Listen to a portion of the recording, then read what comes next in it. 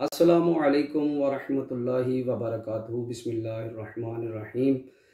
अक्सर इस तरह होता है कि लोगों की तबीयत ख़राब होती है। बाज़ दफ़ा वो पहले से ही बीमार होते हैं, डॉक्टर्स ने कहा होता है कि आपने अपनी तरतीब के साथ दवाई में इंजेक्शन लगवाने हैं या ड्रिप लगवानी है। और इसी तरह बाज़ दफ़ा देखा गया है कि लोगों की रोज़े की हालत में तबीयत ख़राब हो जाती है, तो जिसकी वजह से वो इंजेक्शन लगवाते हैं या ड्रिप लगवाते हैं, लेकिन वो रोज़ा मुकम्मल करना चाहते हैं या वो मुकम्मल कर सकते हैं। तो उस सूरत में वो बहुत ज़्यादा परेशान होते हैं, पूछते हैं, बार बार सवालात हमारे पास आते हैं। तो उसमें हुक्म शरअ यही है कि रोज़े की हालत में इंजेक्शन लगवाएं, भले वो आपके मसल्स के अंदर लगे या आपकी रगों के अंदर लगाया जाए या ड्रिप लगाई जाए। रोज़े की हालत में अगर तबीयत ख़राब हो गई, आपको ड्रिप लगवानी पड़ गई है, तो उसका रोज़े पे कोई असर नहीं पड़ता।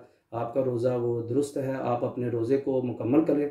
अल्लाह तबारक व तआला हमें रोज़े के मसाइल सीखने की तौफ़ीक अता फ़रमाए।